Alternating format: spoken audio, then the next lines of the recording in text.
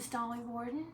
I'm a librarian who likes to do stories for children, and I picked out a couple books to share with you.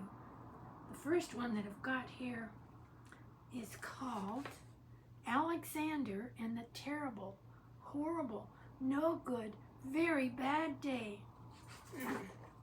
It was written by Judith Viorst and illustrated by Ray Cruz.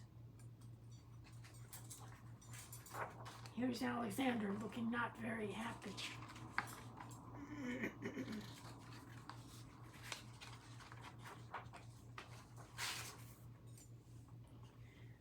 I went to sleep with gum in my mouth, and now there's gum in my hair. And when I get out of bed this morning, I tripped on the skateboard, and by mistake, I dropped my sweater in the sink while the water was running. And I could tell it was going to be a terrible, horrible, no good, very bad day.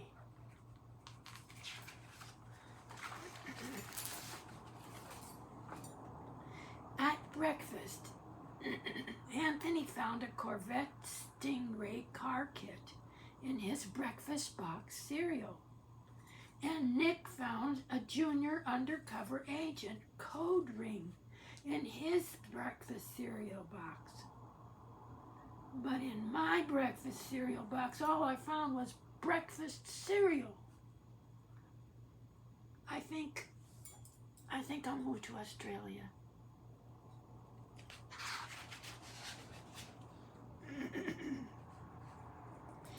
In the carpool, I can't do this. Excuse me. In the carpool, Mrs. Gibson let Becky have a seat by the window.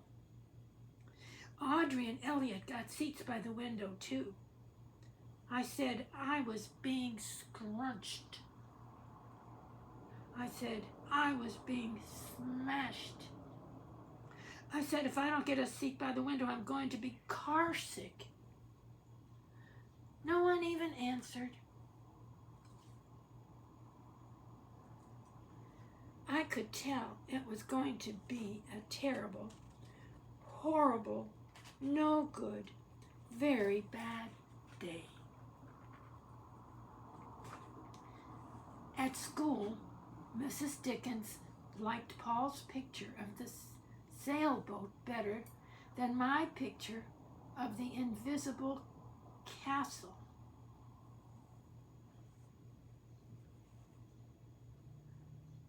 At singing time, she said I sang too loud.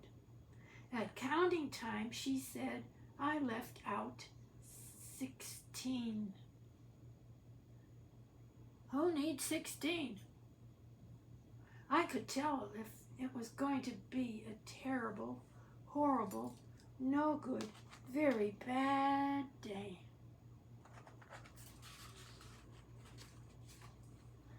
I could tell because Paul and I wasn't his best friend anymore.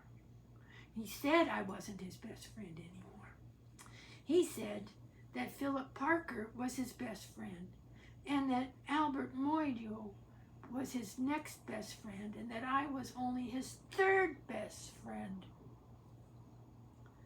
I hope you sit on a tack, I said to Paul.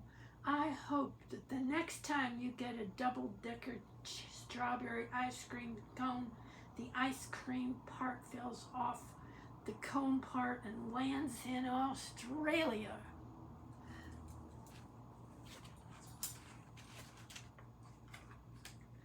There were 2 cupcakes in Philip Parker's lunch bag, and Albert got a Hershey bar with almonds, and Paul's mother gave him a piece of jelly roll that had a little coconut sprinkles on the top.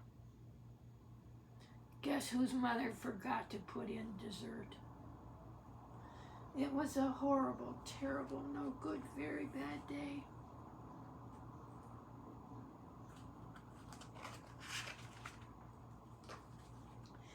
That's what it was. Because after school, my mom took us all to the dentist. And Dr. Fields found a cavity in just one of my teeth.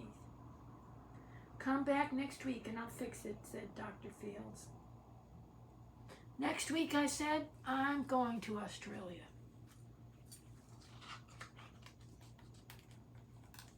So then we went to the shoe store to buy some sneakers.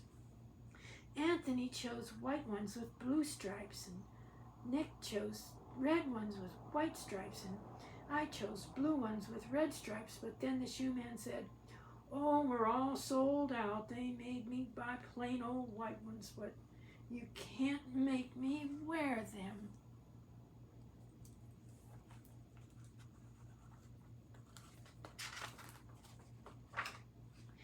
When we picked up my dad at the office, he said he couldn't play with his copying machine, but I forgot it. He also said to watch out for the books on his desk, and I was careful as could be, except for my elbow. He also said don't fool around with his phone, but I think I called Australia. My dad said, please don't pick him up anymore. It was a horrible, terrible, no good, very bad day.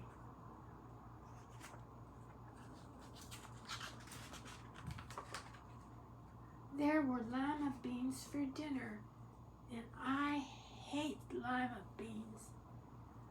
There was kissing on TV, and I hate kissing. And my bath was too hot, and I got soap in my eyes, and my marble went down the drain, and I had to wear my railroad train pajamas. I hate my railroad train pajamas.